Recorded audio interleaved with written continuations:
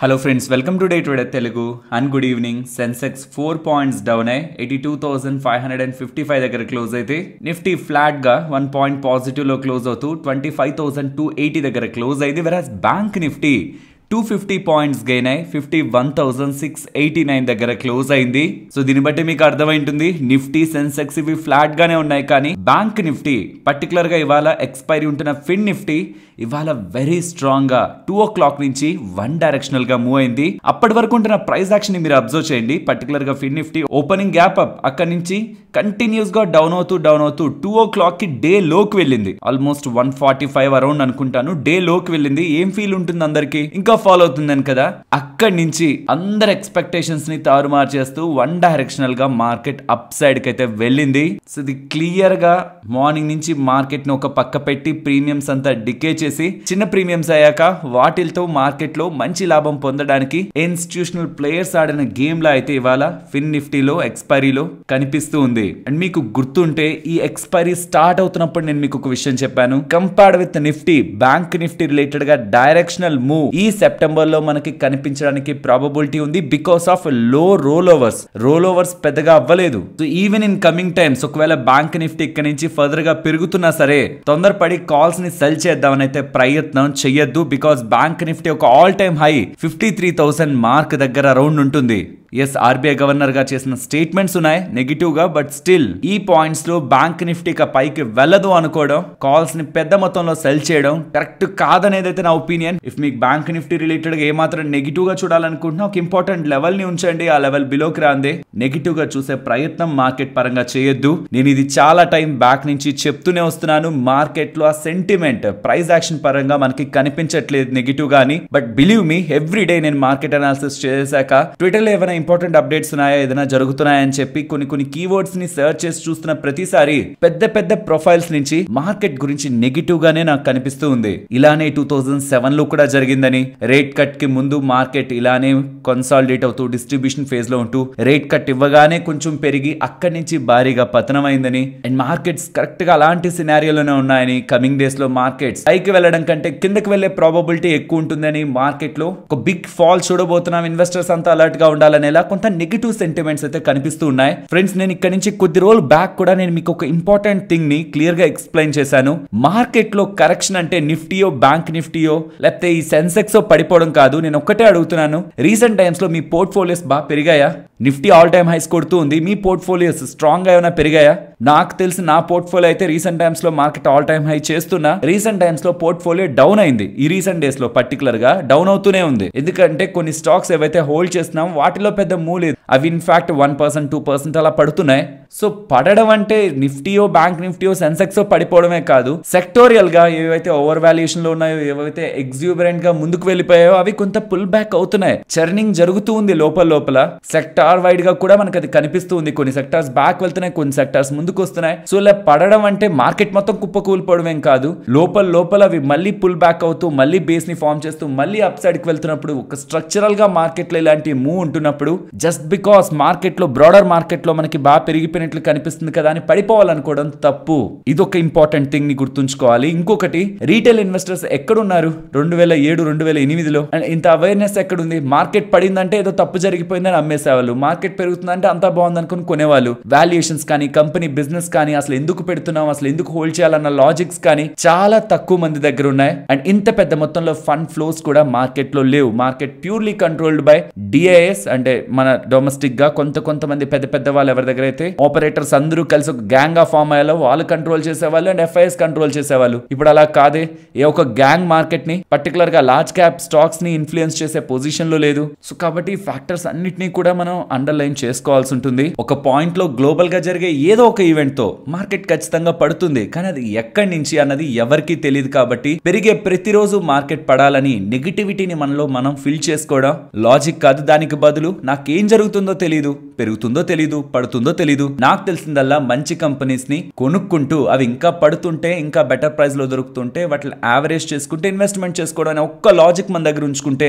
ఇంకా పెరుగుతుందా, ఇప్పుడు పెట్టాలా, లేకపోతే వెయిట్ చేసి పడ్డాక పెట్టాలా, లేకపోతే పడుతుంటే ఇంకా పడుతుందా, ఇక్కడతో ఆగిపోయి మళ్ళీ పెరుగుతుందా, ఈ క్వశ్చన్స్ అన్నిటికీ ఎవరు ఆన్సర్ చేయలేని ఈ క్వశ్చన్స్ అన్నిటికీ మనం నలిగిపోవాల్సిన అవసరం లేదు. ఇది ఎందుకు చెప్తున్నానంటే ఎవ్రీడే సోషల్ మీడియా ఓపెన్ చేస్తున్నప్పుడు పర్టికులర్ గా Twitter most of the experts అందరూ కూడా గతంలో జరిగిన లాజిక్స్ ని, సినారియోస్ ని ఎక్స్ప్లెయిన్ చేస్తూ మార్కెట్ పడుతుంది జాగ్రత్త అని ప్రతి ఒక్క టైం లైన్ లోనూ చెప్తూ ఉన్నారు. కాబట్టి and personally the way bank Nifty move అయిన విధానం, లాస్ట్ లో మూవ్ అయిన విధానాన్ని చూస్తుంటే మాత్రం రేపు ఖచ్చితంగా ఒక గ్యాప్ డౌన్ ఇండికేషన్ అయితే నాకు అనిపిస్తుంది. పర్సనల్ గా నా opinion. But what after gap down అనేది ఇంట్రెస్టింగ్ గా ఉంటది. పర్టికులర్ గా ఈ 51,500 లెవెల్ బిలో వెళ్ళి సస్టైన్ అవుతుందా, అబౌవ్ ఉంటుందన్న దాన్ని బట్టి ఫర్దర్ బ్యాంక్ నిఫ్టీ డైరెక్షన్ అయితే ఆధారపడి ఉంటుంది. ఇతర ఇండెక్స్ లతో కంపేర్ చేస్తే బ్యాంక్ నిఫ్టీ పర్టికులర్ గా ప్రైవేట్ బ్యాంకింగ్ స్పేస్ వాల్యుయేషన్స్ పరంగా టాప్ బ్యాంక్స్ అన్ని ఏం చీప్ గా ఏం లేవు. బట్ హిస్టారికల్ యావరేజెస్ తో కంపేర్ చేస్తే టూ మచ్ ఎక్స్పెన్సివ్ గా అయితే లేవు. అండ్ ఇవాళ small cap and mid cap index కూడా compared with Nifty Sensex better గానే పర్ఫార్మ్ చేశాయి. Small caps almost 0.4%, mid caps almost 0.25% దగ్గరగా మంచి పాజిటివ్ లోనే ఎండ్ అయ్యాయి. అండ్ చెప్పాను కదా యుఎస్ మార్కెట్స్ క్లోజ్ లో ఉంటాయి. సో దాని వల్ల మనకి మార్కెట్స్ రిలేటెడ్ గా డేటా లేదు. And European markets light neutral to negative లో ఉన్నాయి. ఏషియన్ మార్కెట్స్ కూడా మిక్స్డ్ గా ఉన్నాయి. మోస్ట్లీ రెడ్ లోనే తీసుకోవచ్చు. సో గ్లోబల్ మార్కెట్స్ లో ఏమంత పాజిటివిటీ లేదు. ఇంకా ఏదైనా మార్కెట్ పడి ఉంటే గ్లోబల్ మార్కెట్స్ లో వస్తున్న సెల్ ఆఫ్ కారణంగా పడిందని కూడా అనుకోవచ్చు, కానీ అలా ఏం లేదు. అండ్ ఎఫ్ఐఎస్ రీసెంట్ టైమ్స్ లో కాన్స్టెంట్ గా బై సైడ్ వాళ్ళు పొజిషన్స్ ని పెంచుకుంటూ 72% నెట్ లాంగ్స్ గా వచ్చిన వాళ్ళు కాస్త లైట్ చేంజెస్ ని చేస్తూ లాంగ్స్ కి కొంచెం తగ్గించుకుంటూ 70% కి వచ్చారు, కొంచెం తగ్గించుకున్నారు. అండ్ ఇది 14th డే కంటిన్యూస్ గా మార్కెట్ పెరగడం. 13 డేస్ ఎప్పుడు జరగలేదు మార్కెట్ లో. 14th డే అసలు ఇంకా థింక్ చేయాల్సిన నీడ్ లేదు. ఇవి ఇంక ఎప్పుడు మార్కెట్ ఇంకా పాజిటివ్ లో ఎండ్ అవుతున్నా ఇంకా అది హిస్టరీనే. కాకపోతే మనకి తెలుసు జస్ట్ మార్కెట్ క్లోజ్ అయింది 1 పాయింట్ పాజిటివ్ లో అని. ఇదేమో నిజంగా పాజిటివ్ లో అని అనుకోవాల్సిన నీడ్ లేదు. కానీ బట్ ఏదైనా డేటానే కదా, పాజిటివ్ అంటే పాజిటివ్, 1 అన్నా హాఫ్ అన్నా ఏదైనా పాజిటివే. ఒక హిస్టరీని అయితే present Indian equity markets marginal difference తో క్రియేట్ చేస్తూ ఉన్నాయి. అండ్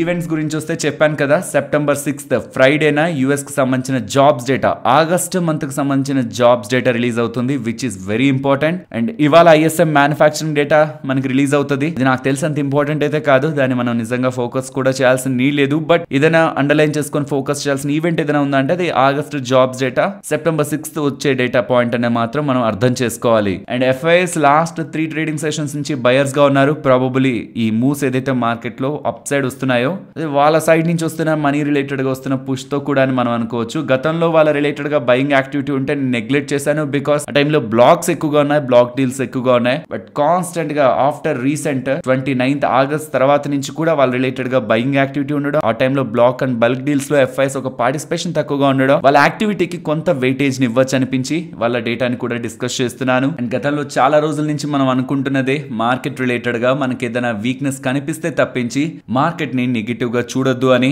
అలా అనుకుంటే ప్రెసెంట్ మార్కెట్ లో ఆ కండిషన్ ఏది మనకి ప్రైస్ యాక్షన్ పరంగా కనిపించట్లేదు. కాబట్టి మార్కెట్ ని నేను వీక్ గా చూడట్లేదు. కాబట్టి రీసెంట్ టైమ్స్ లో నేను రేంజ్ బౌండ్ కూడా డిస్కస్ చేయలేదు. ఫ్రెండ్స్, ఇలా మార్కెట్ లో ఉంటున్న ఎంటైర్ డేటాని ఎక్స్ప్లెయిన్ చేస్తూ ఇలా ఇంట్రెస్టింగ్ కంటెంట్ ని మీ ముందుకు తీసుకురావడానికి మేము పెట్టిన ఎఫర్ట్స్ మీకు వాల్యుబుల్ గా అనిపించుంటే తప్పకుండా మన వీడియోని లైక్ చేయండి. అండ్ ఇన్ఫాక్ట్ గతంలో ఎలాంటి బుల్ మార్కెట్ ఉండేది అంటే చాలా ఇయర్స్ ఉంది కదా మనకి stock market. So right from 1979 దగ్గర నుంచి ఇండియన్ ఈక్విటీ మార్కెట్స్ రిలేటెడ్ గా వన్స్ మార్కెట్ ర్యాలీ అవడం స్టార్ట్ అయ్యి ఇక్కడ నుంచి పైకి పెరగడం స్టార్ట్ అయ్యి ఎంత వరకు పెరిగేది, ఎన్ని నెలల పాటు బుల్ మార్కెట్ ఉండేది అన్న డేటాని మీకు ప్రెజెంట్ చేయాలనుకుంటున్నాను. ఇక్కడ మీరు గమనిస్తే హైయెస్ట్ గా మే 2003 నుంచి జనవరి 2008 వరకు పెరిగిందే హైయెస్ట్ రిటర్న్స్ ని డెలివర్ చేసిన మార్కెట్. నియర్లీ 622% దగ్గరగా సెన్సెక్స్ పెరిగింది. ఇక మిడ్ అండ్ స్మాల్ క్యాప్స్ పక్కన పెట్టండి, సెన్సెక్స్ అంతా హెవీగా పెరిగింది. With respect to time frame మాత్రం ఆగస్ట్ 2013 నుంచి జనవరి 2020 వరకు పెరిగిన మార్కెట్ నియర్లీ 77 మంత్స్ పాటు స్ట్రక్చరల్ గా మార్కెట్ బులిష్ గానే ఉంది. కొంచెం కొంచెం పడుతున్న ఓవరాల్ మార్కెట్ లో బేరిష్ గా 20% మూవర్ అబోవ్ దగ్గరగా ఫాల్స్ మనకి కనిపించలేదు. అండ్ ప్రెసెంట్ కంటిన్యూ అవుతున్న మార్కెట్ మార్చ్ 2020 నుంచి స్టార్ట్ అయిన మార్కెట్. అప్పటి నుంచి ఇప్పటికి చూస్తే నియర్లీ 220% దగ్గరగా నిఫ్టీలో,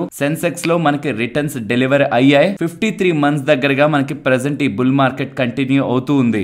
సో ఆల్మోస్ట్ గతంలో ఉన్న ప్రతి ఒక్క బుల్ మార్కెట్ ని మనం బీట్ చేసినట్లే, ఎక్సెప్ట్ 1 or 2 వాటిని కూడా బీట్ చేస్తే ఇది ఈసారి లాంగెస్ట్ బుల్ రన్ అయితే అవుతుంది. బీట్ చేసే ప్రాబబిలిటీ ఉందా లేదా? నేనైతే ఉందనే అనుకుంటున్నాను. లాజిక్ ఒకటే, గతంలో లో రీటైలర్స్ లేరు, ఇప్పుడు వాళ్ళు వచ్చారు కదా, అది జస్ట్ పాజిటివ్ గానే చూడాలి కదా, అదొక్కటి మనం యాడ్ చేసుకోవాలి కదా. అదొకటి యాడ్ చేస్తే గతంలో ఉన్న వాటితో పోలిస్తే కొంత యాడెడ్ అడ్వాంటేజ్ కనిపిస్తుంది కదా. సో కాబట్టి ఇన్ టర్మ్స్ ఆఫ్ పర్సంటేజెస్ పరంగాను గతంలో ఉన్న most of the bull markets కంటే ఈసారి ఉంటున్న బుల్ మార్కెట్స్ బ్రేక్ చేసే ఛాన్సెస్ ఉన్నాయి. And with respect to time period ప్రకారంగా కూడా వస్తున్న ఎవ్రీ ఫాల్ లోను రీటైలర్స్ మనీ ఇండైరెక్ట్ గా డిఐఎస్ఆర్ మ్యూచువల్ ఫండ్స్ ద్వారా మార్కెట్ ని సపోర్ట్ చేసే ప్రాబబిలిటీ కూడా ఉందనేది పర్సనల్ గా నా వ్యూ. బట్ మీకంటూ ఒక వ్యూ ఉంటుంది కదా, లేదు అలా కాదు ఇలా జరగడానికి ప్రాబబిలిటీ ఉందని. సో మీ వ్యూ ఏంటో కూడా కామెంట్ సెక్షన్ లో చెప్పండి. జస్ట్ ఒకటే, ఈ బుల్ మార్కెట్ ఫర్దర్ గా స్ట్రాంగ్ గా ఇంకొన్ని months or 1 or 2 years continue అవుతుందని మీరు అనుకుంటున్నారా? లేదు ఇక్కడతో అది ఎండ్ అయ్యి నెక్స్ట్ కమింగ్ డేస్ లో మార్కెట్ లో రిటర్న్స్ కంటే కన్సాలిడేషన్ లో టైం వైజ్ కరెక్షన్ అయినా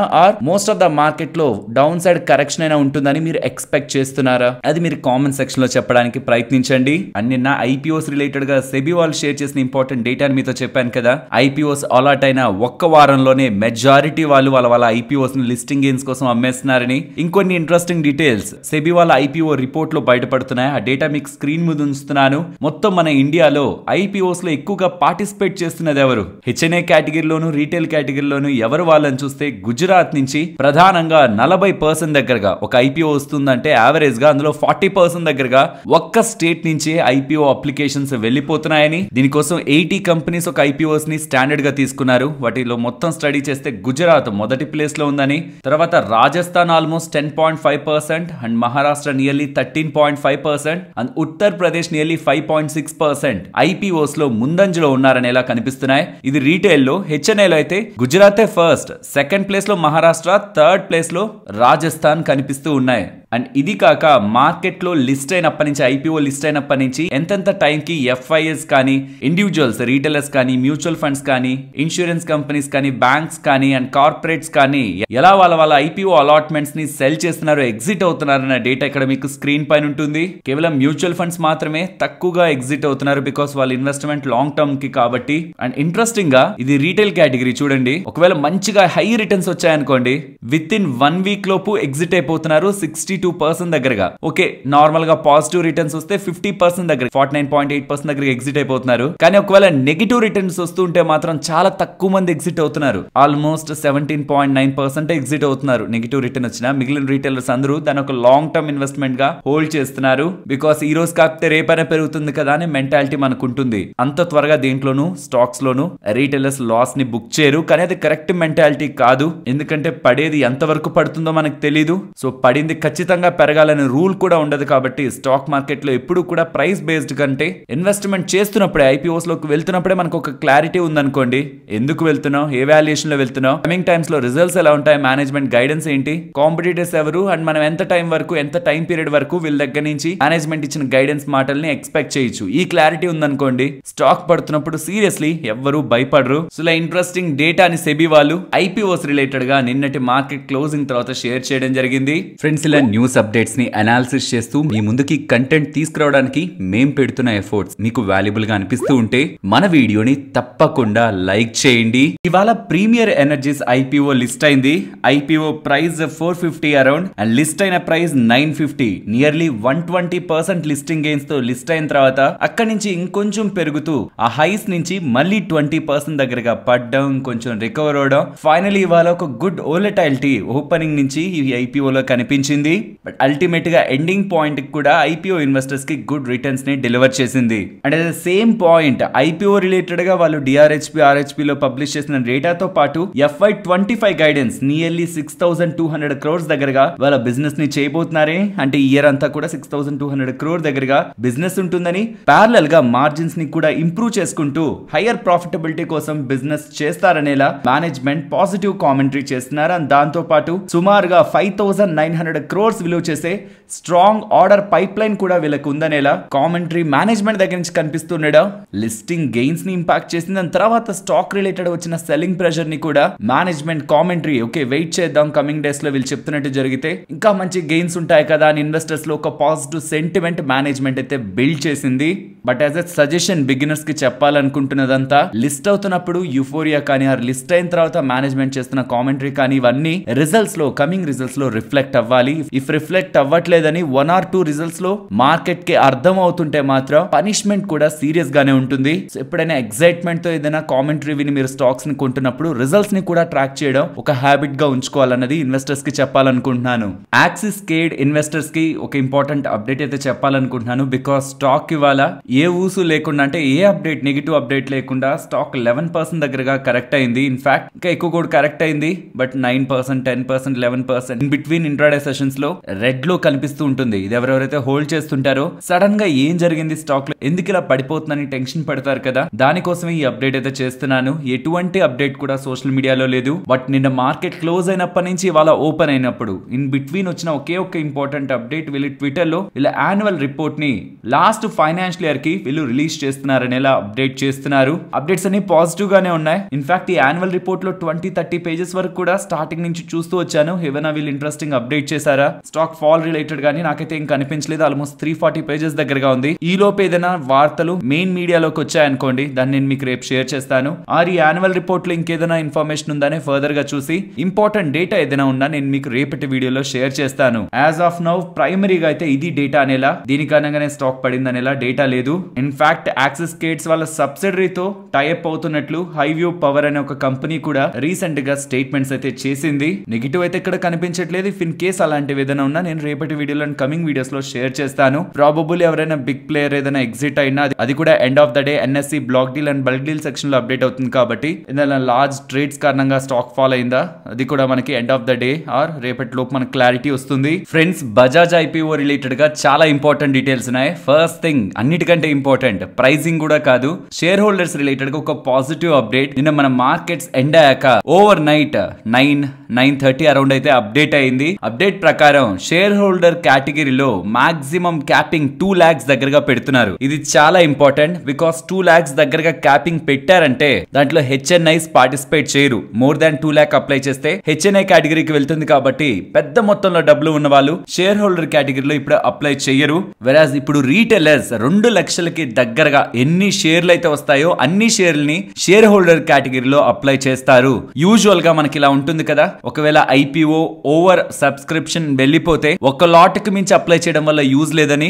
ఎస్, కానీ అది రీటైల్ కేటగిరీలో. కానీ షేర్ హోల్డర్ కేటగిరీలో ఇక్కడ ప్రపోర్షనేట్ బేసిస్ తో ఇస్తారు. సో మీ దగ్గర మాక్సిమం 2 లక్షలకు సంబంధించి ఎన్ని షేర్లు అయితే వస్తాయో అన్ని షేర్లని అప్లై చేయడానికి షేర్ హోల్డర్ కేటగిరీలో ప్రయత్నించండి. బట్ ఒక్క లాట్ మాత్రమే రీటైల్ కేటగిరీలో వేయండి. So Bajaj housing finance IPO ఒక price band 66 rupees to 70 rupees పెట్టారు. అప్పర్ ప్రైస్ బ్యాండ్ 70 రూపీస్ తీసుకుంటే 2782 షేర్స్, మళ్ళీ చెప్తున్నాను 2782 షేర్స్ దగ్గరగా మాత్రమే మాక్సిమం మనం షేర్ హోల్డర్ కేటగిరీలో వేయాలి.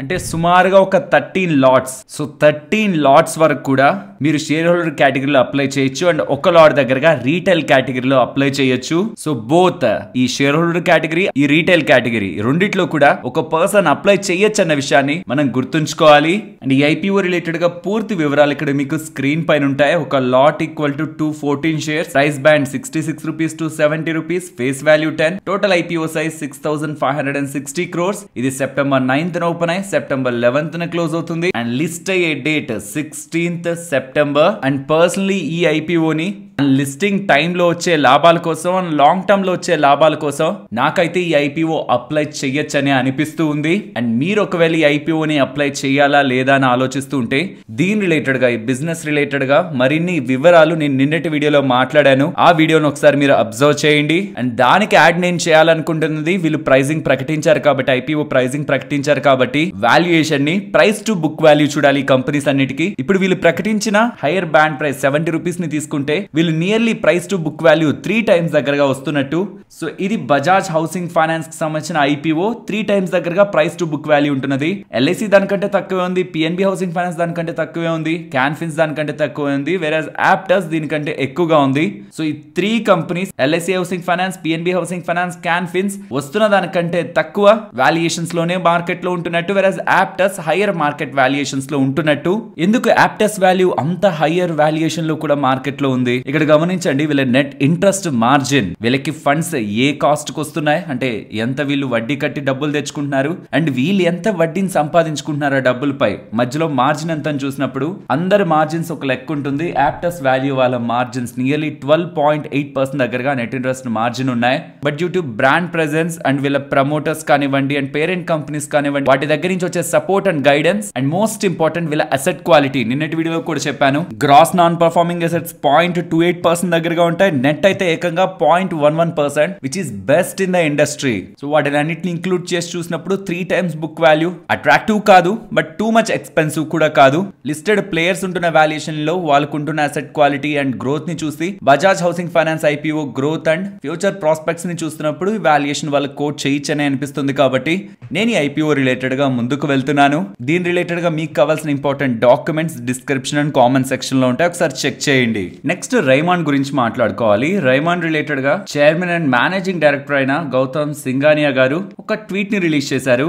కమింగ్ డేస్ లో రైమాండ్ లైఫ్ స్టైల్ లిస్ట్ అవబోతుంది కాబట్టి మేము రైమాండ్ 2.0 రిలేటెడ్ గా లైఫ్ స్టైల్ బిజినెస్ ని ఎలా గ్రో చేయాలని అండ్ ఓవరాల్ వీళ్ళ రైమాండ్ కమింగ్ డేస్ లో ఎలా గ్రోత్ అనే దాని రిలేటెడ్ గా అనలిస్ట్ కాల్ ఆర్ ఇన్వెస్టర్స్ తో మీట్ అయితే ఏర్పాటు చేసుకోవడం జరిగింది. అండ్ అందులో మాట్లాడిన కీ ఇంపార్టెంట్ స్టేట్మెంట్స్ ని మీకు స్క్రీన్ పైన ఉంచుతున్నాను. మోస్ట్లీ బిజినెస్ రిలేటెడ్ గా కమింగ్ డేస్ లో గుడ్ గ్రోత్, పర్టికులర్ గా లైఫ్ స్టైల్ రిలేటెడ్ గా 12 to 15% ఓ next 3 to 5 years revenue growth ఉంటుందని, ఆపరేటింగ్ ప్రాఫిట్ నియర్లీ డబుల్ చేసుకుంటారు బై 2028 అని ఇలా వీళ్ళు స్టేట్మెంట్స్ చేస్తూ క్యాష్ ఫ్లోస్ రిలేటెడ్ గా కూడా స్ట్రాంగ్ స్టేట్మెంట్స్ ని వీళ్ళు చేస్తున్నారు. దీంతో పాటు కమింగ్ డేస్ లో 3 లిస్టెడ్ ఎంటిటీస్ ఉంటాయి కదా రైమాండ్ రిలేటెడ్ గా. ఏంటేంటవి?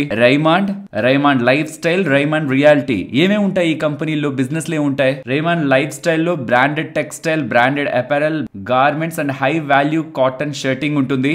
ఈ లైఫ్ స్టైల్ రిలేటెడ్ గా డీమర్జర్ కి వీళ్ళకి ఎప్పుడూ అప్రూవల్ వచ్చేసింది. మొత్తం అన్ని పనులన్నీ కంప్లీట్ చేసేసుకున్నారు. మోస్ట్లీ ఇది కమింగ్ డేస్ లో వచ్చి లిస్ట్ అవబోతుంది. బట్ ఈ రియల్ ఎస్టేట్, ఈ రియాలిటీ బిజినెస్ పరంగా మాత్రం వాళ్ళకి రీసెంట్ గానే షేర్ హోల్డర్స్ దగ్గర నుంచి అప్రూవల్ తీసుకోవాలని ముందుకు వెళ్తున్నారు. ఇంకొన్ని అప్రూవల్స్ వీళ్ళకి రావాలి. అవన్నీ అయితే నెక్స్ట్ 12 to 15 months లో ఇది కూడా డీమర్జ్ చేసి కమింగ్ డేస్ లో దీన్ని కూడా ఒక సపరేట్ ఎంటిటీగా మార్కెట్ లో లిస్ట్ చేస్తారు. అదే గౌతమ్ గారు కూడా చెప్పాలని ప్రయత్నిస్తున్నారు. Already life style business related గా మొత్తం పనులన్నీ అయిపోయాయి. కమింగ్ డేస్ లో త్వరగానే లిస్ట్ అయిపోతుంది. రియాలిటీ బిజినెస్ మాత్రం మేము అనౌన్స్ చేసాం, కానీ కొన్ని అప్రూవల్స్ రావాలి. అవన్నీ వచ్చాక టోటల్ గా Raymond lifestyle, Raymond reality companies stock market లో ఉంటాయని ఇలా అప్డేట్స్ చేస్తూ ఉండడం అండ్ అనలిస్టులు కూడా ఇలా డివైడ్ చేస్తున్నప్పుడు వాల్యూ అన్లాకింగ్ జరుగుతుంది. ఒక్కొక్క ఇండివిజువల్ బిజినెస్ పైన ఫోకస్ పెరుగుతూ షేర్ హోల్డర్స్ కి మంచి వాల్యూ క్రియేట్ అవుతుందని ఇలా పాజిటివ్ స్టేట్మెంట్స్ కనిపిస్తుండేసరికి స్టాక్ కి వాళ్ళకి గెయిన్ అయింది. గుర్తుంచుకోండి, కమింగ్ డేస్ లో Raymond life style business market లో లిస్ట్ అవుతుంది.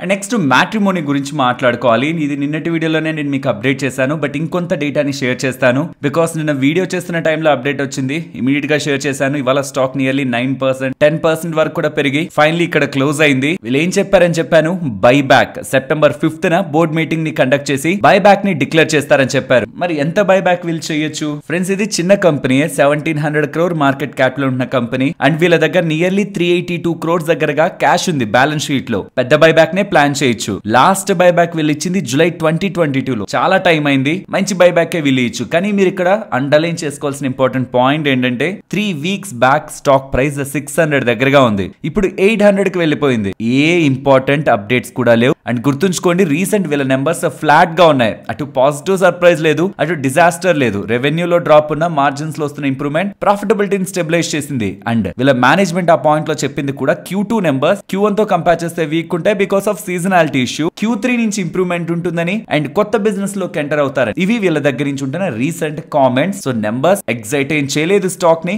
బట్ స్టిల్ న్యూ బిజినెస్ లో ఎంటర్ అవుతారని, Q3 నుంచి ఇంప్రూవ్మెంట్ ఉంటుందని, in fact next quarterly numbers post చేసే నెంబర్స్ వీక్ గా ఉంటాయని వీళ్ళు ముందుగానే చెప్తూ ఉన్నా. మేబీ డ్యూ టు ఈ బైబ్యాక్ రీజనే స్టాక్ ఇంతలా పెరుగుండొచ్చు. సో ఎవరైనా ఎగ్జైట్ అయ్యి ఇప్పుడు స్టాక్ లో ఎంటర్ అవ్వాలనుకుంటున్న వాళ్ళు ఈ ఆస్పెక్ట్స్ ని కూడా అండర్లైన్ చేసుకోవాలి. నెక్స్ట్ వేదాంత, ఇది కూడా నిన్నటి వీడియోలోనే చెప్పాను. వీళ్ళు 20 rupees per share డివిడెండ్ ప్రకటించారు. September 10 రికార్డ్ డేట్ అని. బట్ ఈ ఇంట్రెస్టింగ్ డేటా నాకు ట్విట్టర్ లో కనిపించింది. సో ఇది కూడా యాడ్ చేసి చూపిద్దామని ఇది కూడా పెడుతున్నాను. ఇప్పుడు 20 rupees ఇచ్చారు, కానీ 2020 నుంచి వీళ్ళు ఇచ్చింది 220 rupees దగ్గరగా డివిడెండ్. అండ్ అక్టోబర్ 2020 అనుకుంటా ఈ స్టాక్ ని డీలిస్ట్ చేసేద్దాం అనుకున్నారు. స్టాక్ మార్కెట్ నుంచి బయటికి తీసుకువెళ్ళిపోదాం అనుకున్నారు. ఆ టైంలో ప్రమోటర్స్ ఎంత ఇస్తానని చెప్పారో తెలుసా? ప్రతి ఒక్క షేర్ హోల్డర్ కి మీ దగ్గర ఉన్న షేర్స్ ఇచ్చేయండి, మీకు ఒక్కొక్క షేర్ కి 87 rupees 50 paise ఇస్తామని చెప్పారు. బట్ షేర్ హోల్డర్స్ దానికి ఒప్పుకోలేదు, చాలా ఎక్కువ అడిగారు. ఇన్ఫాక్ట్ ఆ ప్రైస్ ఇచ్చిన ప్రమోటర్స్ లాభాల్లోనే ఉండేవాళ్ళేమో. బట్ ఫైనలీ మాకు ఇంత డబ్బులు ఇవ్వండి, మేము మీ దగ్గర షేర్లు కొనుక్కొని బయటకు వెళ్ళిపోతాం మార్కెట్ నుంచి అన్నదానికంటే 2 times 3 times దగ్గరగా కేవలం డివిడెండ్స్ నే వేదాంత వాళ్ళు పే చేశారు. స్టాక్ ప్రైస్ దానికి ఎక్స్ట్రా. నెక్స్ట్ హెచ్ఏఎల్ గురించి మాట్లాడుకోవాలి. హెచ్ఏఎల్ రిలేటెడ్ గా 26,000 crore వాల్యూ చేసే ప్రాజెక్ట్ ని క్యాబినెట్ కమిటీ కేంద్ర ప్రభుత్వం మినిస్ట్రీ ఆఫ్ డిఫెన్స్ వాళ్ళు క్లియర్ చేస్తున్నట్లయితే అప్డేట్స్ కనిపిస్తూ ఉన్నాయి. నియర్లీ 240 ఏరో ఇంజన్స్ రిలేటెడ్ గా ఇండియన్ ఎయిర్ ఫోర్స్ కి సంబంధించిన ఈ ఆర్డర్ హిందుస్థాన్ ఏరోనాటిక్స్ వాళ్ళు నెక్స్ట్ 1 year నుంచి సప్లై చేయడం స్టార్ట్ చేస్తారని, టోటల్ ఇది 8 years లో కంప్లీట్ గా సప్లై చేస్తారనేలా, టోటల్ ప్రాజెక్ట్ ఒక వర్త్ 26,000 crores అనేలా అఫీషియల్ గా అప్డేట్స్ అయితే చేశారు. నెక్స్ట్ డిఫెన్స్ స్టాక్స్ రిలేటెడ్ గా ఒక బిగ్ అప్డేట్ అయితే కనిపిస్తూ ఉంది.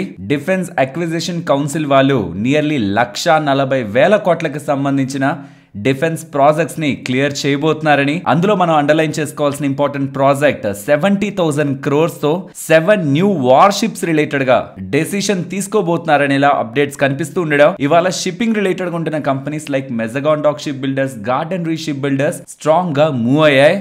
రీసెంట్ టైమ్స్ లో ఈ షిప్ బిల్డింగ్ స్టాక్స్ లో స్ట్రాంగ్ గానే కరెక్షన్ వచ్చింది. ఫ్రమ్ రీసెంట్ హైస్ ఆల్మోస్ట్ 35% దగ్గరగా స్టాక్ ప్రైస్ ఫాల్ అయిన తర్వాత మళ్ళీ అగైన్ పాజిటివ్ ఆర్డర్స్ రిలేటెడ్ గా వస్తున్న అప్డేట్స్ ఈ షిప్ బిల్డింగ్ స్టాక్స్ రిలేటెడ్ గా బజ్ ని క్రియేట్ చేస్తుంటే, ఇండియన్ ఆర్మీకి కావాల్సిన ఇంకొన్ని equipments and battle tanks related గా కూడా ప్రభుత్వం వేల కోట్లలో డబ్బుల్ని ఖర్చు పెట్టబోతుందనేలా అప్డేట్స్ కనిపిస్తున్నాయి. దీంతో ఇతర డిఫెన్స్ కంపెనీస్ కూడా అడ్వాంటేజ్ ఉంటుంది. బట్ మెయిన్ గా ఇవాళ ఇందాక మాట్లాడుకున్న హిందుస్థాన్ ఏరోనాటిక్స్ హెచ్ఏఎల్ వాళ్ళకి అండ్ ఇప్పుడు మాట్లాడుకున్న 2 షిప్ బిల్డింగ్ స్టాక్స్ కి క్లియర్ గా ఈ 3 స్టాక్స్ కి గవర్నమెంట్ సైడ్ నుంచి వస్తున్న ఆర్డర్స్ బెనిఫిట్స్ క్రియేట్ చేస్తున్నట్లయితే డేటా కనిపిస్తూ ఉంది. బికాస్ వార్షిప్స్ రిలేటెడ్ గా Mazagon dock Shipbuilders and Garden re Shipbuilders ఎక్కువగా కంటెండెంట్స్ గా ఉంటారు.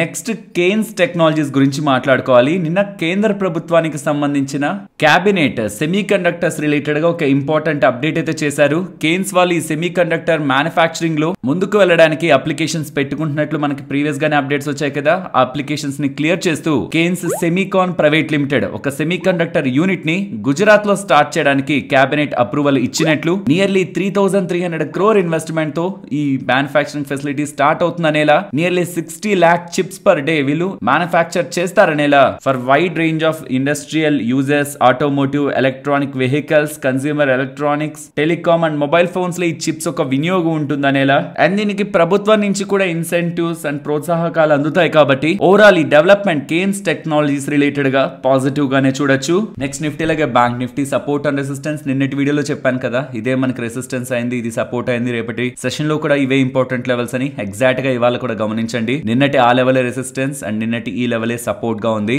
So 25,320 resistance, 25,230 support. ఇదే మనకి రేపటి సెషన్ లో కూడా ఇది బ్రేక్అవుట్ అయితే డౌన్ సైడ్ అయినా అప్ సైడ్ అయినా ఫర్దర్ మూవ్ ని మనం ఎక్స్పెక్ట్ చేయొచ్చు. అండ్ ఒకవేళ బ్రేక్అవుట్ అయ్యి అప్ సైడ్ కి వస్తుంటే 25,435 and below 25,160. And coming to bank Nifty, important zone of consolidation bank Nifty అయితే బ్రేక్ చేసింది. బట్ రేపు ఒక చిన్న గ్యాప్ డౌన్, బికాస్ ఇవాళ ఎక్స్పైరీ రిలేటెడ్ గా మూవ్ చేస్తుంటారేమో అనిపిస్తుంది. లేదు ఇది రియల్ మూవ్ అయితే ఇంకా హ్యాపీ, బట్ ఎక్స్పైరీ మూవ్ అయితే రేపు ఒక గ్యాప్ డౌన్ మనకి పాసిబుల్ ఉంటది. అది ఎలా కవర్ అవుతుంది అనేది అబ్జర్వ్ చేస్తాను. ఒకవేళ అది కవర్ అయ్యి ఇవాల్టి హైక్ అని బ్రేక్అవుట్ అవుతుంటే అది బ్యాంక్ నిఫ్టీ పరంగా ఇంకొంత స్ట్రాంగ్ గా మనం చూడొచ్చు. 51,880 and above 52,170 next level of resistance గా కనిపిస్తున్నాయి. అండ్ ఇక్కడ down side 51,250 below 50,970 important supports గా కనిపిస్తూ ఉన్నాయి. రేంజ్ చాలా డేస్ నుంచి డిస్కస్ చేసుకోవట్లేదు అండ్ లాస్ట్ వరకు ఈ పాయింట్ వరకు వింటున్న వాళ్ళకి తెలుసు మనం ఎందుకు డిస్కస్ చేసుకోవట్లేదు. ఇఫ్ మనకు ఆ లాజిక్స్ ఏమైనా కమింగ్ టైమ్స్ లో మార్కెట్ లో ఏర్పడితే with respect to price action, FIs data and due to global macroeconomic data points ఏదైనా మార్కెట్ రేంజ్ లో ఉంటాయనేలా మనకు కన్ఫర్మేషన్ ఇస్తుంటే మనం మాట్లాడుకుందాం. అప్పటి వరకు వద్దు, మరొక ఇంట్రెస్టింగ్ వీడియోతో నేను మళ్ళీ మీ ముందుకు వస్తాను. అంతవరకు టేక్ కేర్, జై హింద్.